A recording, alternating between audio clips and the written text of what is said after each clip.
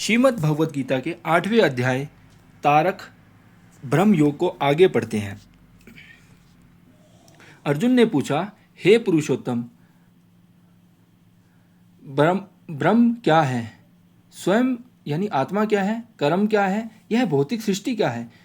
देवतागण कौन है? यज्ञ के स्वामी कौन है? और वे हमारे देह में कैसे निवास करते हैं? हे मधुसूदन, जो मृत्यु के समय आत्मनियंत्रित होते हैं वे आपको कैसे जान पाते हैं?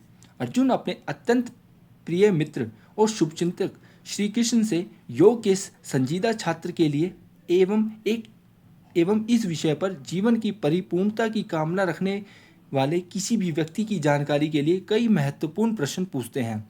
अध्यात्म के विषय पर लिखे हुए साहित्यों में सबसे ज़्यादा विद्वतापूर्ण साहित्य वेदांत सूत्र इस वाक्य के साथ शुरू होता है, ओम अथातो ब्रह्म जिज्ञासा। अब इस मनुष्य जीवन में व्यक्ति को ब्रह्म यानी परम सत्य की जिज्ञासा करनी चाहिए। वास्तव में मनुष्य जीवन ऐसे प्रश्नों की जानकारी के लिए बना है जैसा कि अर्जुन ने पूछे हैं, और अर्जुन के परम गुरु श्री कृष्ण अब उनका उत्तर सबसे संक्षिप्त रूप में देंगे।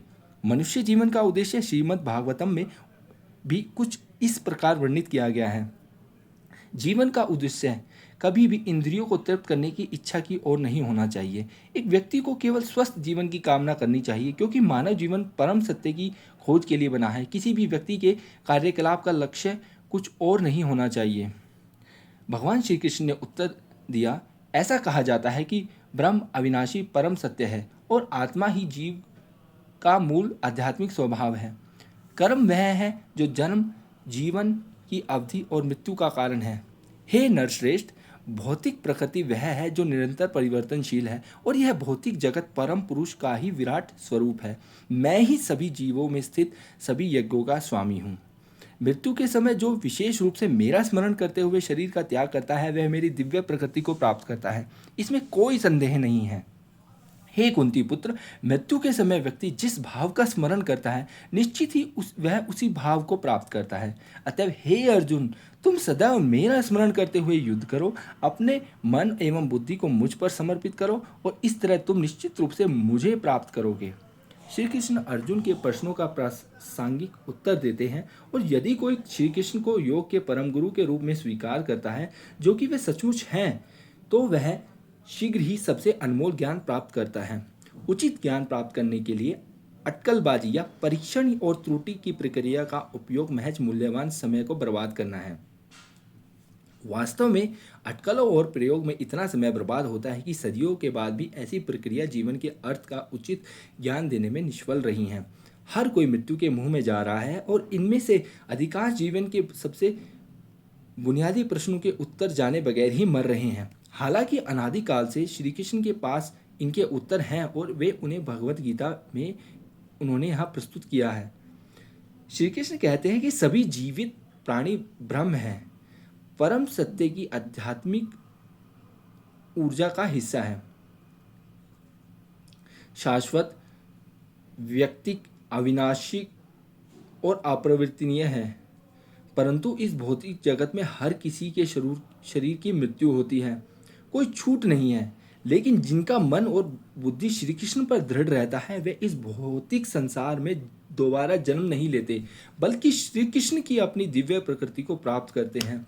श्री कृष्ण स्वभाव से ही सत चित आनंद है, यानी कि वे नित्य हैं, ज्ञान से परिपूर्ण हैं और आनंद से भरपूर हैं। मृत्यु के समय श्री कृष्ण का स्मरण करने से व्यक्ति उस दिव्य प्रकृति को प्राप्त कर लेता है और तुरंत भौतिक जगत एवं जन्म और मृत्यु के ग्रहों से परे होकर कृष्ण के धाम को पहुंच जाता है।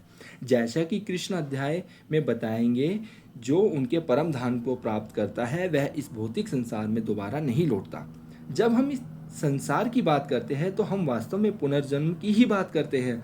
यद्यपि कई समुदाय में पुनर्जन्म एक लोकप्रिय धारणा बनती जा रही है, लेकिन अधिकांश भाग में इसे बहुत गलत समझा जाता है। बहुतों के लिए पुनर्जन्म का अर्थ है मनुष्य रूप में ही जन्म लेते रहना, लेकिन यह सत्य नहीं है। मनुष्य जीवन अत्यंत दुर्लभ है। ऐसा नहीं है कि यह तेजी से एक के बाद एक आते रहता है। मनुष्य प्रजाति के ऊपर और नीचे सैकड़ों और हजारों अन्य जीवन की प्रजातियां हैं। इस जीवन कि अपने कर्मों के अनुसार और मृत्यु के समय की अपनी अंतिम चेतना और मन की स्थिति के अनुसार अगले जन्म का निर्धारण होता है। मनुष्य के नीचे की प्रजातियों में जैसे कि जानवर, जलीय जीव, कीट और पौधों में अत्यधिक अज्ञानता और पीड़ा होती है। मानवीय स्तर के ऊपर देवी जीव और उनके स्वर्गिक सुख से भरे उच्च ग्रह हैं। तथापि उच्च हों या निम्न, भौतिक दुनिया में जीव के सभी स्थान अस्थायी ही होते हैं। हरे कृष्णा।